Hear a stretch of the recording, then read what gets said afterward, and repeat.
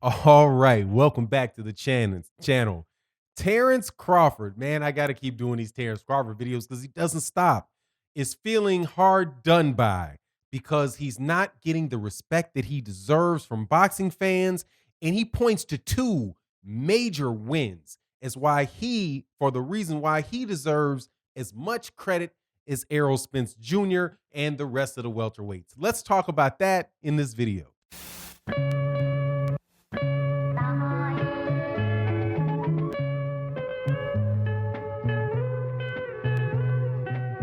All right, welcome back, welcome back. So, Terence Crawford continues to dig himself in a hole, and the reason the reason I say he keeps digging himself into a hole, deeper and deeper into a hole, is because he keeps saying things that just don't make sense when you check what he says against reality.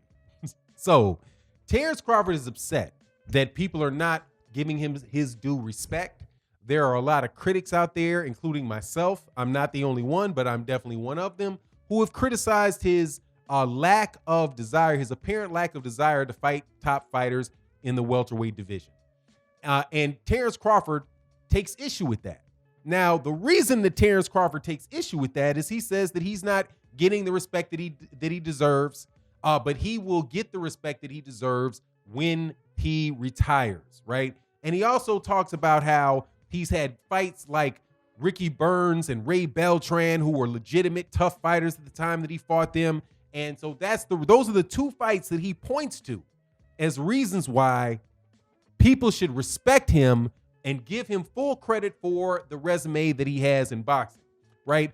And because right now, people are on his chest or on his neck heavy, especially when you're looking at what Errol Spence Jr. has done and what Keith Thurman has done, what Mikey Garcia has done, what Kell Brook has done, the people that they fought at 147 pounds, right? So he's just taking a beating on that because when you look at who he's fought at 147 pounds, they just don't measure as top welterweights. But Terence Crawford says, hey, man, when I retire, you guys will appreciate me. Look at what I did with my whole record, right? And he's looking at 135 and 140 pounds.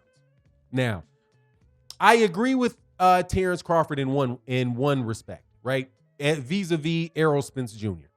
If you look at Terence Crawford's entire career and you look at Errol Spence Jr.'s entire career, you could say that Terence Crawford has accomplished more in his career than Errol Spence Jr. has accomplished in his career. That is a legitimate argument that could be made, right? You have Errol Spence Jr., who's a unified champion at 147 pounds, right? So he has proven, and right now I believe that he's proven that he's the number one welterweight. He's beaten guys like Sean Porter. He's about to fight Danny Garcia. He beat Mikey Garcia, beat Kell Brook, right? But, that's not the same thing as having one belts in three different divisions, going from 135, becoming undisputed at 147, and then moving up to, undisputed at 140 and moving to 147. Like, if you look at that and you look at his record, the 30 plus wins, you look at the knockouts, the undefeated, all of that, when you look at his resume, it looks absolutely beautiful, right? Up until you get to the 147 pounds. So I understand why he could think that, because that's something he's been building his whole career, right? His legacy, his body of work. But what he's missing is that the criticism really of Terence Crawford it's not really coming from the totality of his career. It's coming from the fact that he hasn't fought anybody at 147 pounds. So the fact that you're pointing to Ricky Burns and Ray Beltran as the people that really set you apart sounds kind of crazy, right? And he says, look at Ricky Burns. Ricky Burns has won a championship since I won a championship, since I beat him. Look at Ray Beltran. Ray Beltran wind up going to winning a belt at 135 pounds, right? So no, man, I see that, Gary. I see that, Terence, but so what? Nobody is under the confusion that Ray Beltran is Ray Beltran won a belt. There's a bunch of guys that won belts. You know what I mean? Jaime Munguia hold the WBO belt at 154 pounds. Ain't nobody thinking beating Jaime Munguia. Jermell Charlo beat Jaime Munguia, that was going to be some major win. I mean, yeah, he held the belt, but it's Ray Beltran. I mean, Ray Beltran ain't no world beater. Like, nobody's ever thought Ray Beltran was a world beater. How many times did it take how many opportunities did it take for Ray Beltran to win a belt?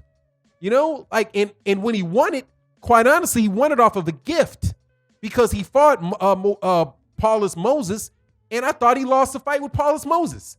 And then after he won that, I think after he got that gift decision for that belt, I think he maybe fought one other person, and then he got dog walked by Jose Pedraza.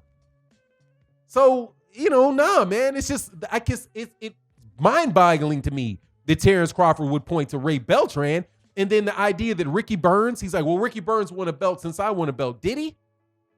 Did he win a belt since you beat him? What belt was that he won? The WBA regular championship. He didn't win the super championship. He won the regular championship. The last two, and quiet as kept, even Regis Prograis, for some crazy reason, didn't have the WBA regular belt. The WBA super belt. The WBA super belt passed from Terence Crawford to Josh Taylor. Terence Crawford to Josh Taylor.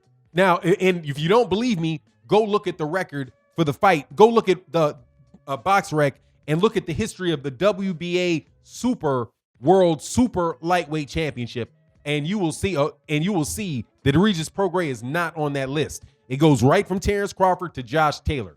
You know, real funny business there with the WBA in that belt. So I'm not trying to hear Ricky Burns. Ricky Burns won a secondary belt at 135 pounds after he beat you. But dude he lost to Julius Ndungo, a guy that got sparked by you. You know what I mean? Then got sparked by Regis Prograis. So just the idea that it would be those two fights sitting there just don't make sense. But anyway, aside from the fact that he points to those fights, how long ago were those fights, Terrence?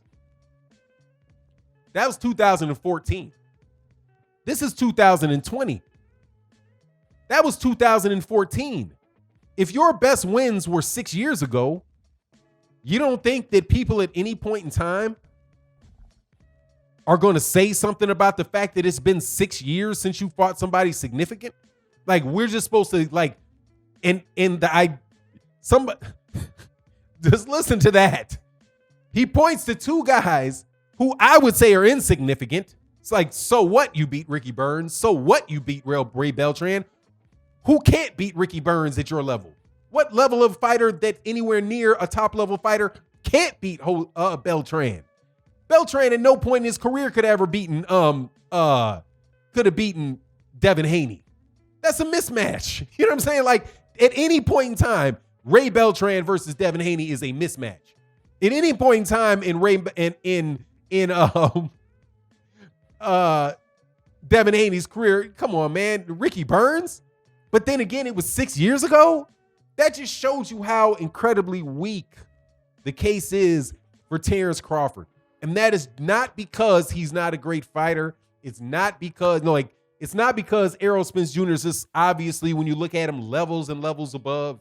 It's not because people are just hating on Bud Crawford. These are Bud Crawford fans saying this about Bud Crawford, man.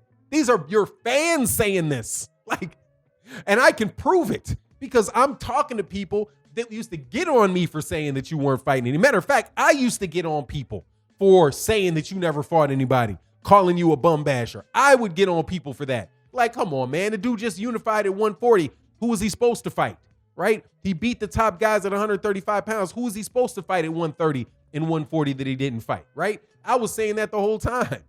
But now you just can't say it anymore because you're at 147 and it's been 2 years. So, just not going for it, man, at all. The only way that you're going to get the respect, and here's the other thing. Terence Crawford says people will respect him, he'll earn his respect when he retires. Not if you keep fighting like this, you won't. No, you will not. They say, no, you will not. You will go down with people talking about you for years as the guy that had tremendous talent that coasted once he got to 147, got a guaranteed contract, and tried to fight out his guaranteed contract, fighting the least competition, the lowest level of competition that he could get his hands on. That's what people are going to say about your legacy, dude.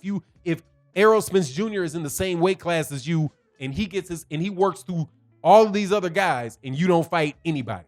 Unless that is, you want Terence Crawford winds up, getting the Errol Spence Jr. and winning the Errol Spence Jr. fight, then he will get credit for all of the work that Errol Spence Jr. did on the lead up to it. But, man, it's just, there's no reason to be like this, man.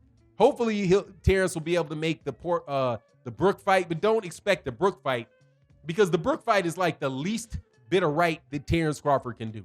Don't expect the Kell Brook fight to get people off of Terence Crawford's neck. Terence Crawford is not going to have people off his neck until he fights somebody like a Sean Porter or Keith Thurman, somebody like that, where people don't get the feel that you're playing games. You know what I mean? Like that you're matchmaking based on resume attributes that you can point to that mean next to nothing. Like the fact that Ricky Burns won a championship after you beat him. So what? That he won a championship, won a WBA regular belt at 135 pounds after he beat you. Who did he fight to get the belt? Nobody. Anyway, that's my take on the situation. You let me know what you think. Leave the comments in the comment section. With that, I'm out. Peace.